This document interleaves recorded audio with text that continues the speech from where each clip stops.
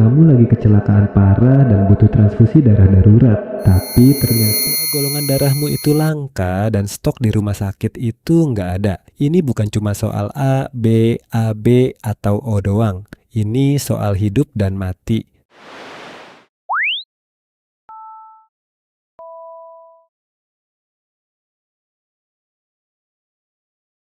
Dan ternyata golongan darah itu jauh lebih rumit dari sekadar huruf di KTP kamu. Di video ini, kita bongkar semua golongan darah dari cara kerjanya sampai fakta yang jarang orang tahu.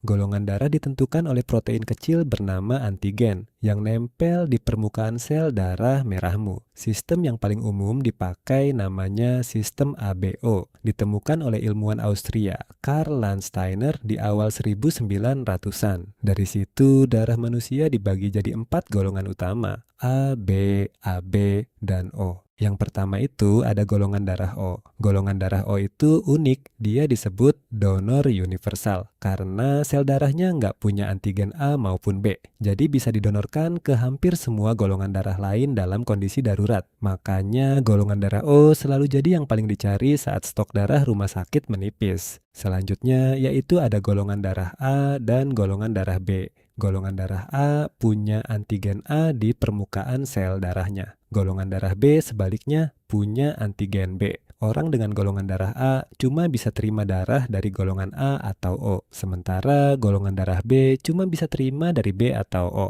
Nah, golongan darah AB itu kebalikan dari O. Dia disebut penerima universal. Karena punya antigen A dan B sekaligus, AB bisa nerima darah dari golongan darah manapun. Tapi golongan darah AB ini yang paling langka, cuma sekitar 4% populasi dunia.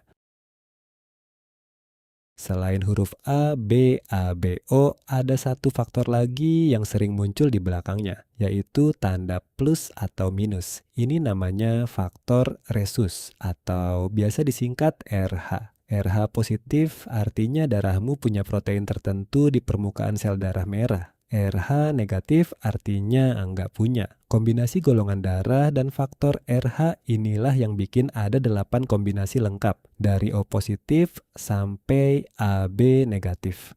Kamu mungkin pernah dengar, di Jepang dan Korea, golongan darah dipercaya nentuin kepribadian seseorang. Misalnya, golongan darah A dianggap perfeksionis, O dianggap pemimpin yang percaya diri. Tapi secara ilmiah, klaim ini belum pernah terbukti. Penelitian besar nggak menemukan hubungan nyata antara golongan darah dan sifat seseorang. Jadi, golongan darah apa yang kamu punya? Coba tulis di kolom komentar. Kalau video ini nambah wawasan kamu, jangan lupa subscribe Satset Paham.